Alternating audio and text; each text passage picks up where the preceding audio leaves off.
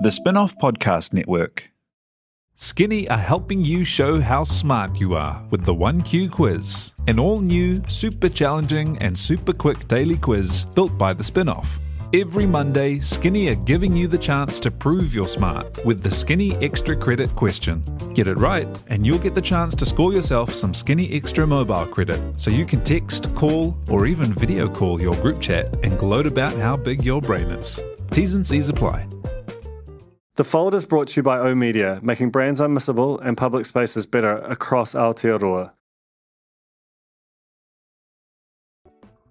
Kia ora, it's Duncan here. I am actually taking a holiday right now, and honestly, I need it.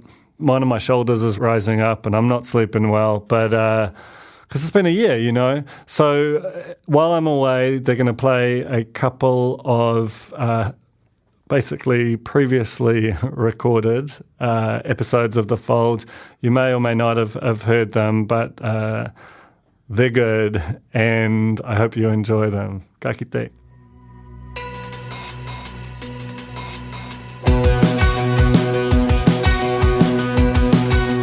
No mai hoki mai ki a The Fold, ko Takingiri tōku ingoa. My guest this week, Viva La Dirt League, which is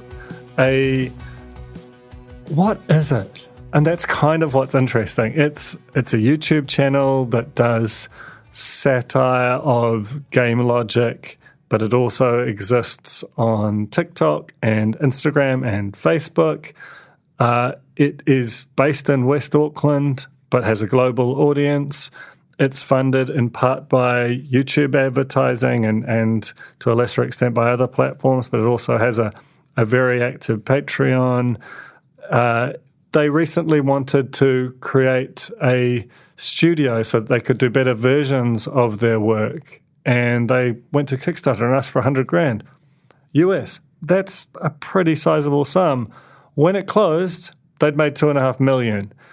That gives you some sense of the passion of their fans. You know, 5 of them were willing to pay $30,000 US to come and visit the studio. Like, this it's quite extraordinary and not particularly well known down here. And I think they are, in many ways, like a very sort of fascinating and visceral example of the modern media company / collective. They are part of the creator economy, though, as you'll hear, they don't really know what that is.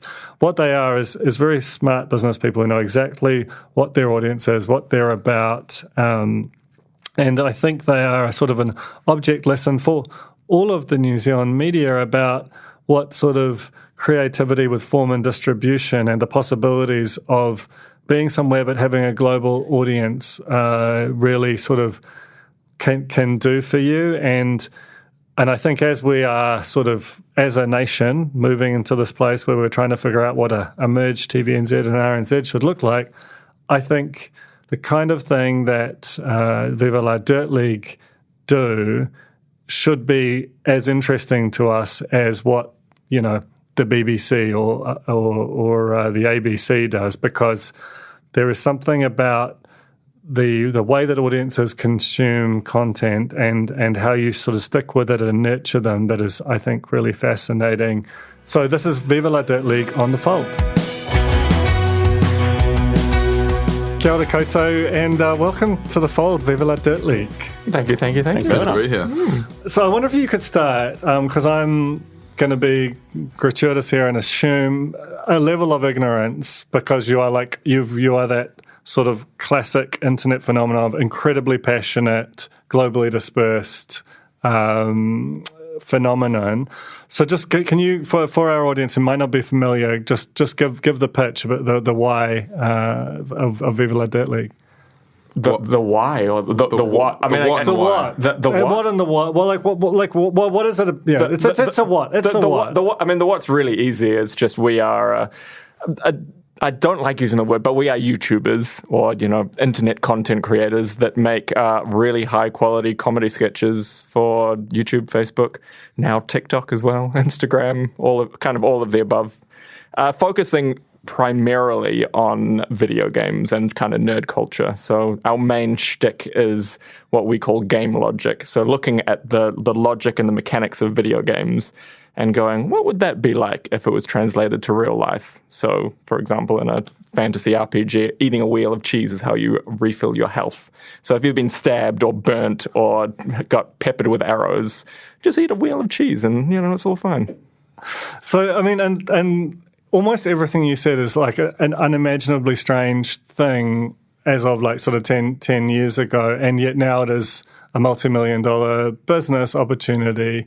And that's basically the reason I got you here, because I think it's just so fascinating and something that there are things that that if we were to know it more broadly in New Zealand's media, we would be doing a much better job of just not aging out of relevance. Yeah. That's basically the thesis. So can you talk about, the way that you use these different platforms and how they're sort of monetized, without wanting to kind of reveal any trade secrets, but a lot of this stuff does happen in the open, but how you sort of monetize and view each of those platforms in turn? So like all of our platforms have ads. That's how you make that's your main kind of income revenue. But are you specifically talking about Kickstarter, or do you want to know about... No, we'll get to the Kickstarter in time, because that's just completely insane. Yeah. But I'm particularly thinking about the sort of visual, so YouTube, Instagram, Facebook, and TikTok, which I've heard is like, obviously it's massively popular, but a lot of creators are like, where's the money come from exactly? We're still trying to figure that part out for TikTok. We don't quite know. Yeah, for TikTok. Yeah. I mean, it is kind of what Ron said, is the predominant amount of our money comes from the ad revenue that we get on YouTube and Facebook. TikTok doesn't actually have that yet. It's got it kind of technically, but it's like, us, yeah. It's strange, and it's not very much money from TikTok. But it is literally just kind of a bit of a math equation. It doesn't quite work out this way, but for 1 million views, you'll get roughly $1,000, which is, if TVNZ or MediaWorks are listening to this, they're going, oh God, that's literally nothing. Jeez, how the hell do you live on that? But we make it work. Secret to our success is making content for the world rather than just New Zealand as well. There's a lot of content that's being made in New Zealand that's just made for Kiwis or geo-blocked, so nobody outside of New Zealand can actually, see the content, which is just so limiting, and it's something that surprises us, because we 100% especially considering there's so much good New Zealand content out there that the world would absolutely love. Yeah. Like, I understand things like the news are geo-blocked, like sure. the rest of the world's not going to care about New Zealand news. But some of our content's amazing and would do so well on the world stage. Yeah. Yeah, I think that's the thing. I mean, the reason this is also relevant is, like, obviously that one of the big local media stories recently has been the merger, or the forthcoming merger of TVNZ and RNZ, and my sort of fear as a sort of practitioner, but also someone who if we're going to do this, we should try and make it work. Is that I think that people like Viva La Dirt League and Shit You Should Care About are much more instructive about how you would go about, constructing a modern media entity than, trying to basically do what RNZ and TVNZ do, but on the internet, but more. So tell me about how you built this thing, and because it does feel like YouTube is still the kind of the core of this thing. You call yourselves reluctantly YouTubers. Yeah. What was the sort of unlock? Because I remember, I had your interview with Matt and Jerry, and you talked about this kind of "Are we even good?" moment, which is about where you turned up, Adam, and he just popped into existence as we were like, yeah. So fairy like, godmother. Yeah. How did you build it out? So a real quick origin story. It started doing just for fun. Yeah. It was just a hobby. We made StarCraft parody music videos just for shits and giggles. Like, we never had any aspirations to anything. Yeah. And they did relatively well at the time. And so that was how the whole thing began. And then as the years progressed, that kind of died off. That wasn't the biggest kind of sensation on YouTube anymore. Yeah, no, the novelty had sort of started to wear off a little bit, and we were starting to. I don't think we necessarily wanted to be the guys that made StarCraft parody music videos for our lives. It's also a little bit limiting for the most part. You can only go so far with one game equal music video. That game was losing popularity as well, and just the amount of work that goes into parody music videos as well is absurd. And the return on investment was not there. The next thing was Alan had the idea that let's start doing this board series, this little retail series of just two guys just clowning around in a retail store, just kind of exploring a bit of basic retail logic. Yeah, that was it.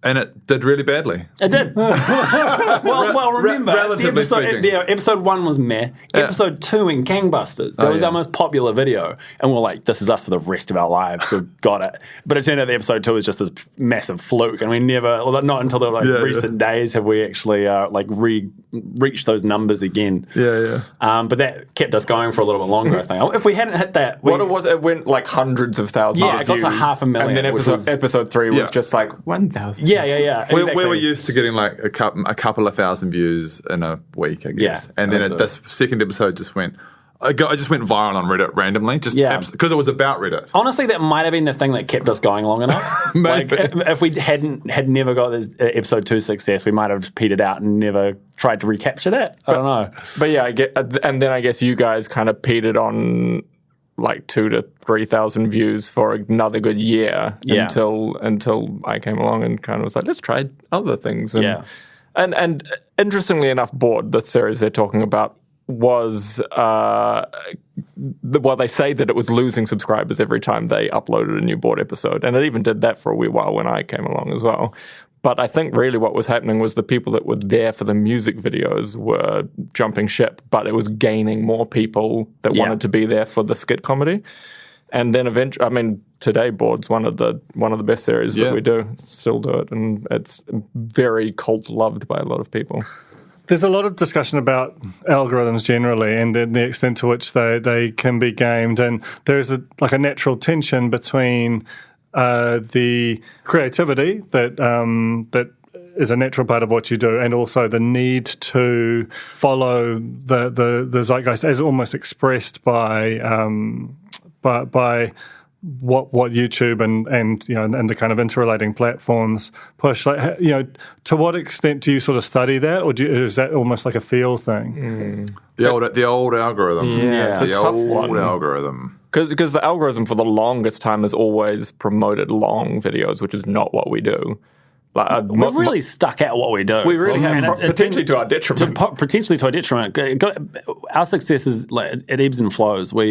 Sometimes I think we're ticking all the algorithm boxes, and the algorithm's like, you guys are our favorite channel on the internet.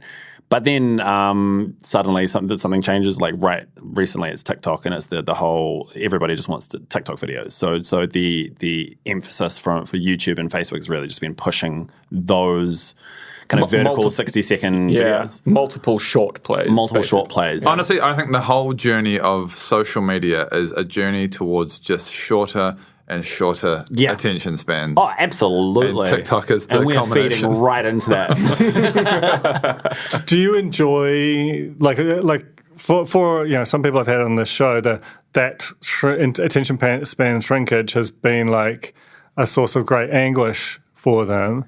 It seems like you're kind of vibing with it a little bit. No, I always wanted to use Viva as a platform to eventually make feature films. So taking a step backwards to 60-second TikToks has been a really a real journey for me. For the first time ever, about a month and a half ago, we decided to actually, we always film 16:9 normal upload to YouTube in that aspect ratio. We decided for the first time to do actual portrait style 9:16. Our cinematographer Tom was so gutted about having to literally rotate the camera 90 degrees to film these things. He was like, "What have I become? What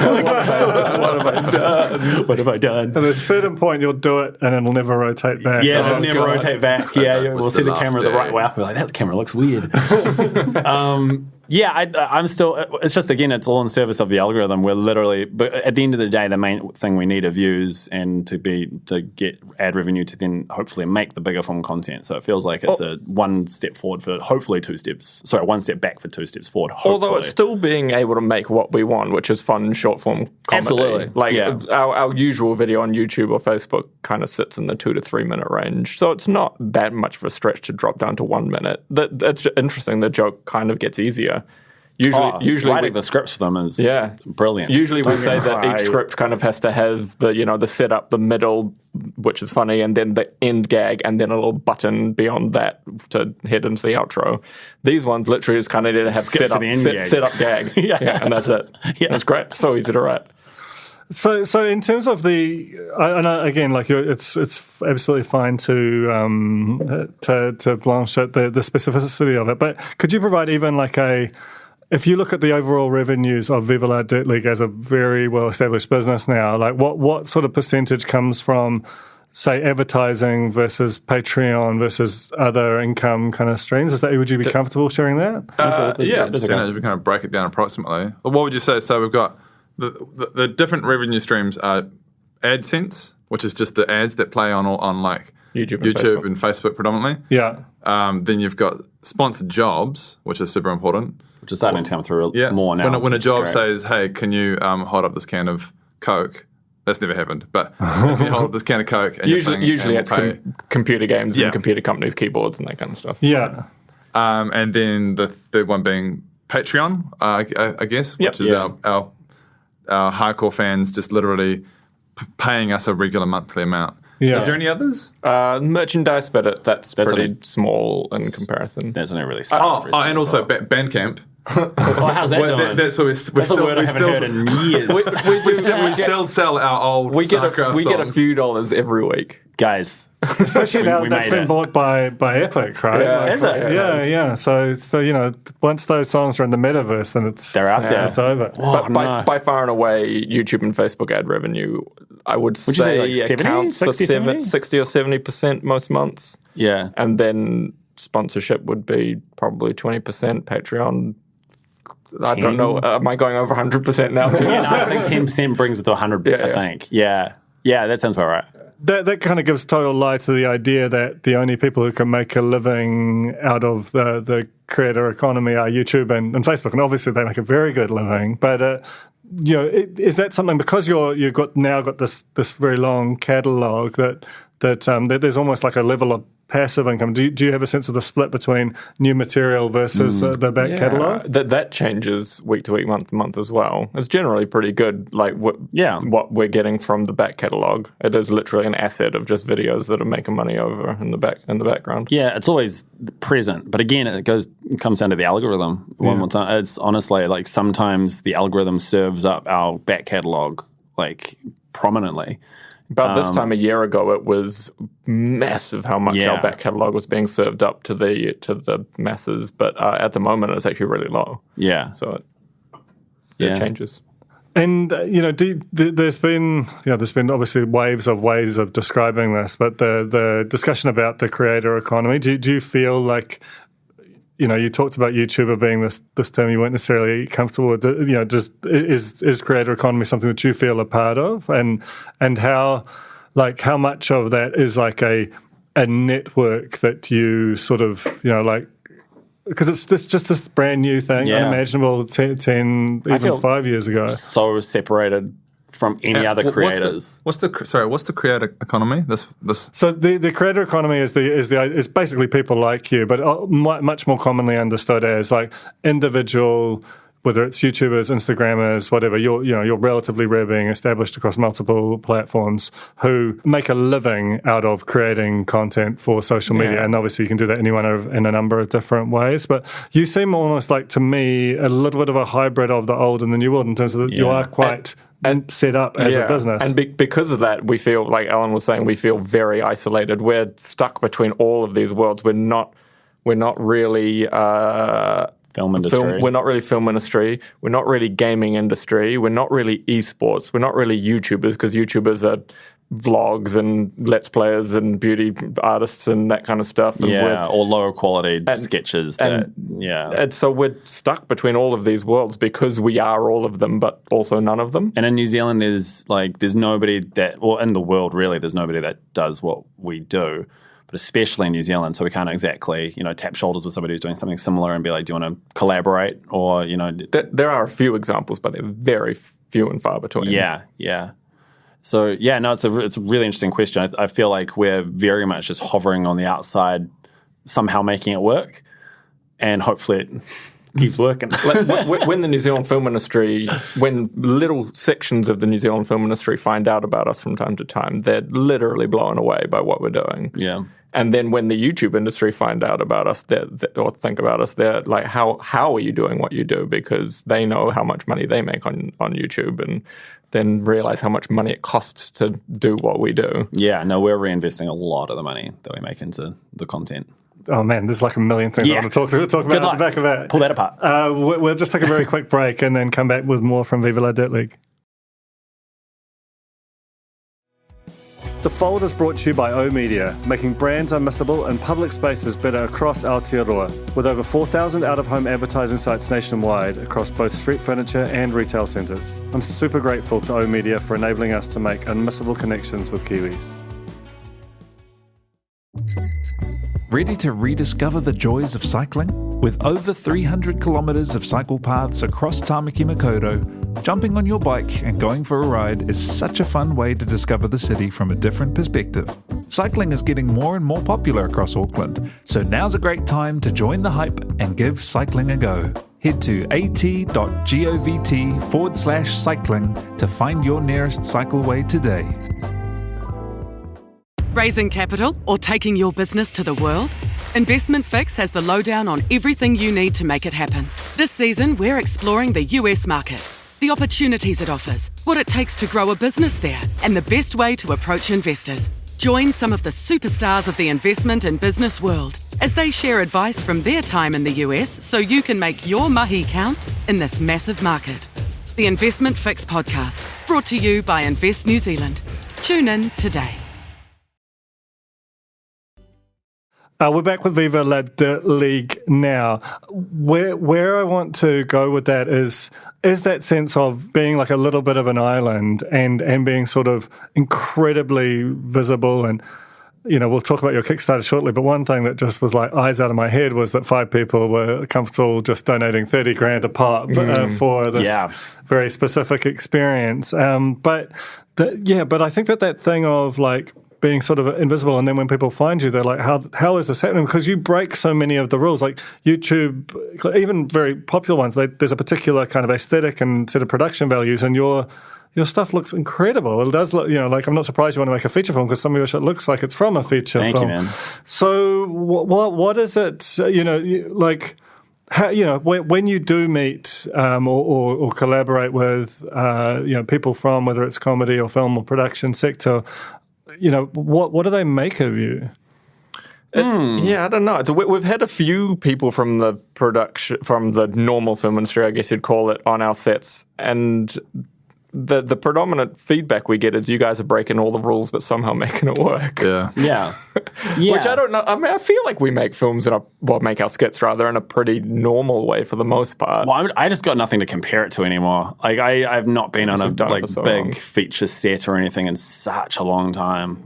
I think I'm just used to our way of working. The overriding couple of notes we often get is you got the first take and you're happy with it and you moved on. That's one.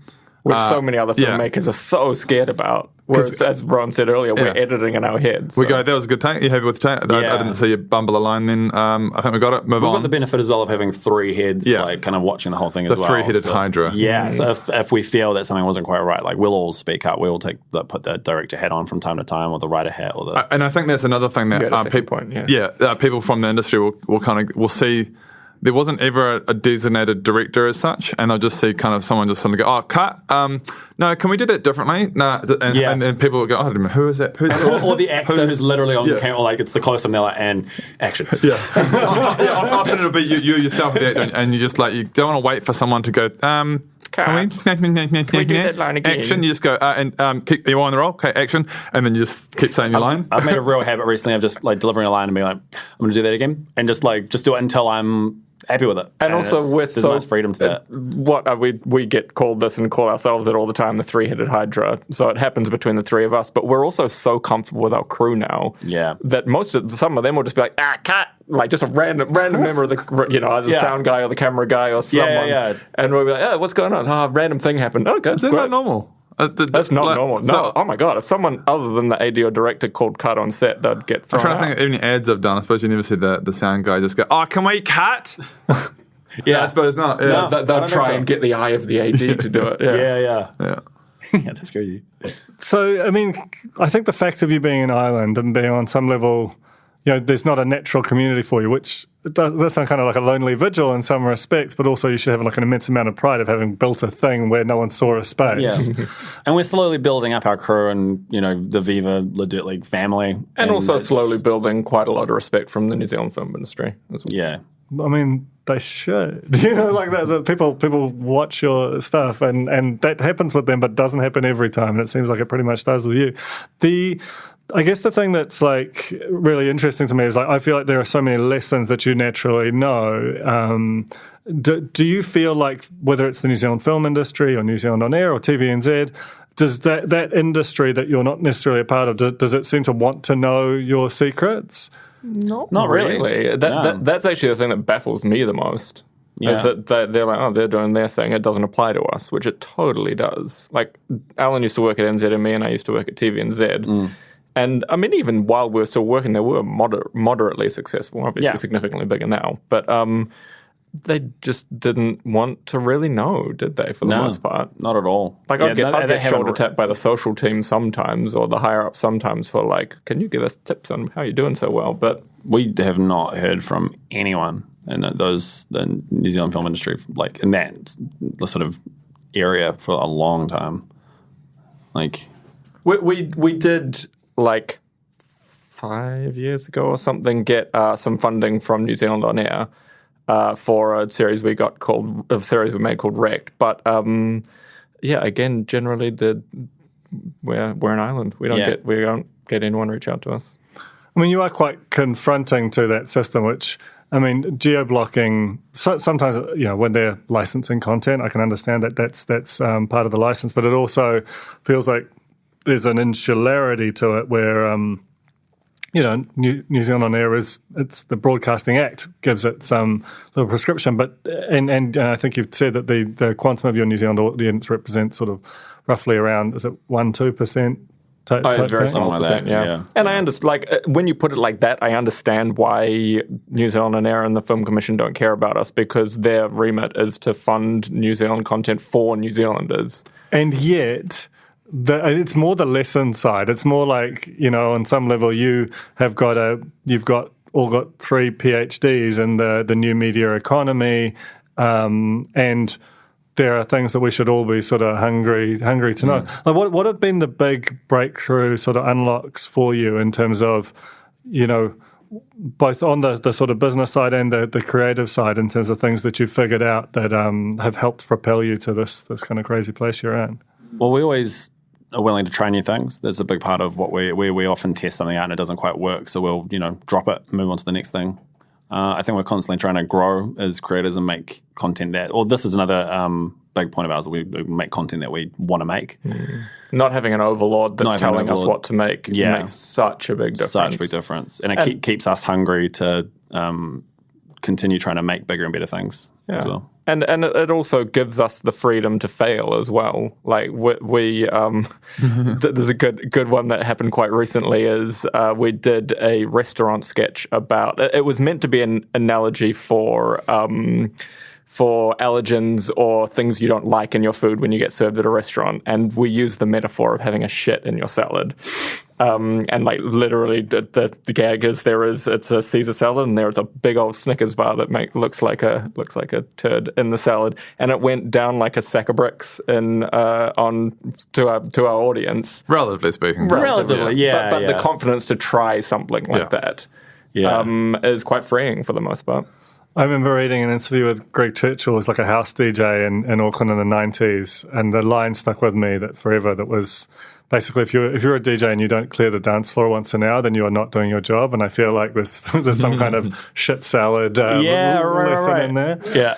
I guess, but that freedom thing that you talk about does feel on some level antithetical to the more prescriptive nature of, whether it's our sort of funding bodies or the way that we kind of tightly commodify content. There's just a sort of Wild West borderlessness to YouTube that clearly really resonates to you, and also it just feels like it's what younger people are gravitating towards. Interestingly, we do border ourselves and limit ourselves a wee bit, purely because we kind of do have bosses, which are YouTube and Facebook. And if we're saying too many, algorithm. It's the algorithm. Yeah. If we're saying too many swear words or we're showing extreme gore or something like that, we will get demonetized, and that's our business. So. And I guess at the same time, we also have set ourselves a goal of releasing X amount of videos per week, which is like 3. So we have to hit specific, which is just for us, but also for the algorithm. For us, yeah. I mean, it's kind of for the algorithm. But in doing that, obviously limits us to like, okay, well, we really need to crank out this amount of episodes in this sort of space of time. And it's something that we're constantly trying to get ahead of and make more and more content. So then, once we're months ahead and we've got this backlog ready to go, we can hopefully make the bigger content as well. On that, I mean, that like three episodes a week, I assume, for YouTube and Facebook, and then starting to add in like these kind of different formats for TikTok and so on. One of the big things that is talked about within the creator economy that you are both epitomise and seem only dimly aware of, which I love, is burnout. And because it's so often an individual who is not just posting 3 times a week, it's like they're doing it alone and multiple times a day and for multiple platforms and terrified of doing something. They're always trying to... We definitely get an element of that. Yeah. Okay. Honestly, burnout is something that we've been talking about a little bit recently. Yeah. Mainly, I feel like we're getting a bit of burnout at the moment, but that's largely in part to the fact that we weren't able to shoot for 4 months. So we're now trying to chase our tails. Yeah. During lockdown, obviously, we just burnt through our entire back catalogue of content. Oh, it was heartbreaking. It was heartbreaking just watching it.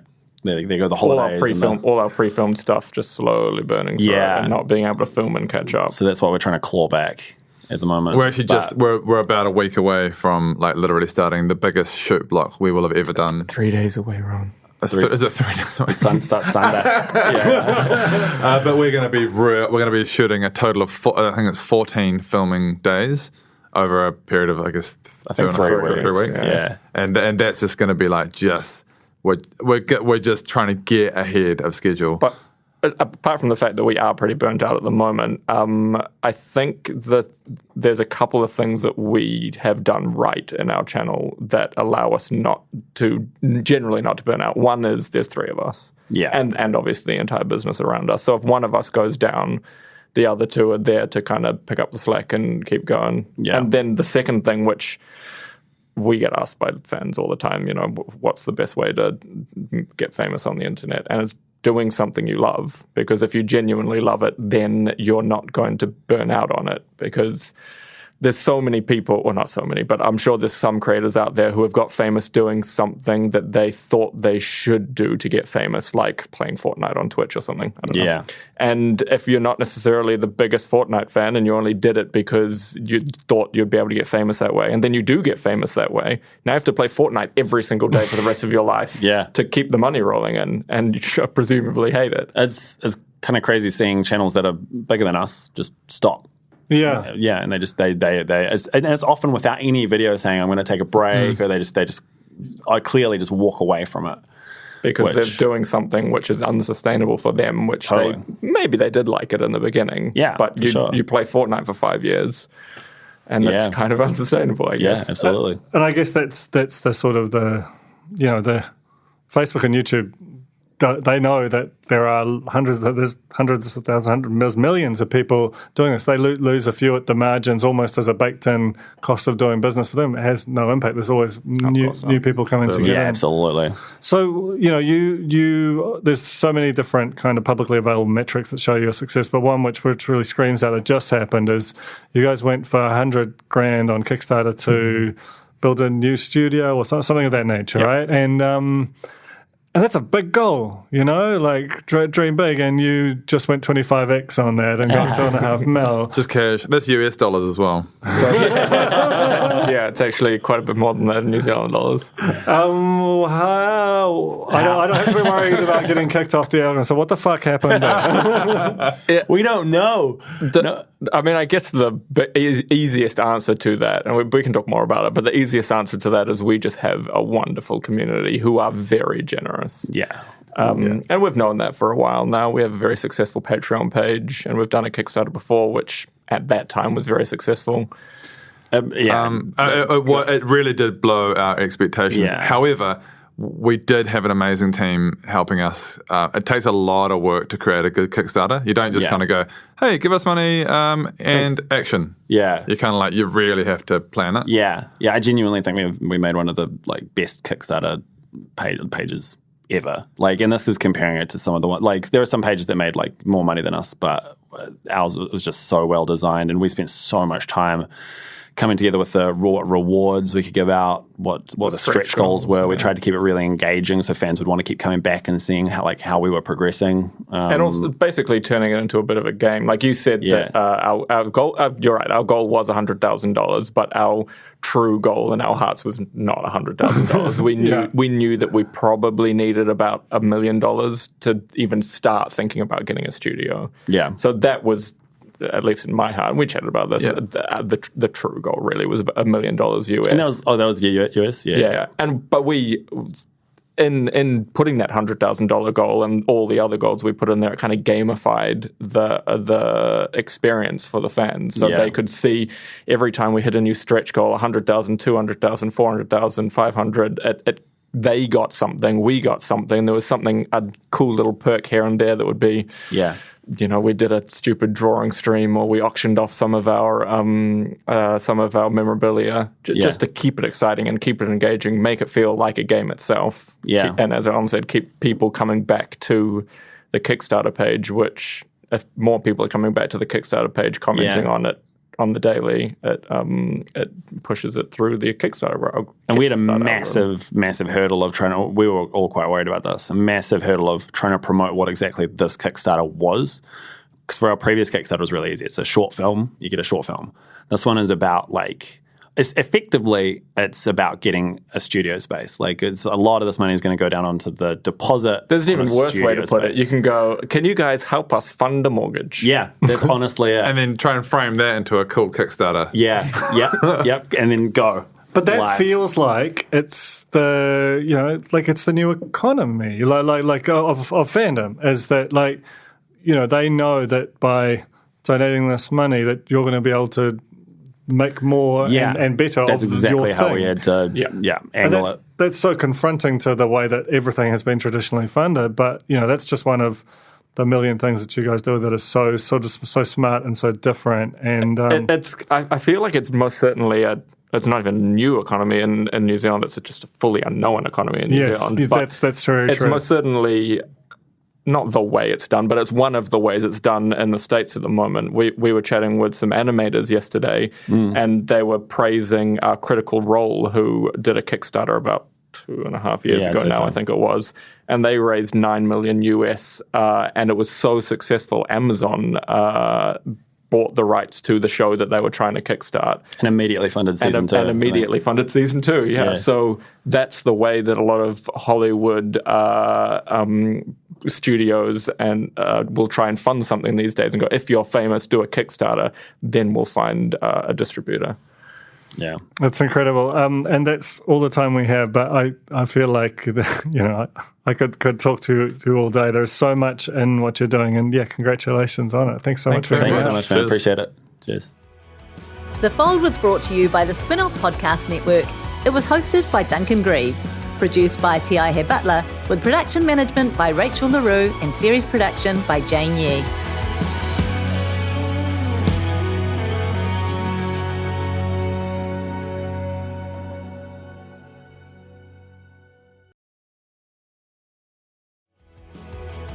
That was The Fold, brought to you by our partners at oOh!media, making brands unmissable and public spaces better across Aotearoa. Huge thanks to oOh!media for sponsoring this episode of The Fold and enabling us to make unmissable connections with Kiwis.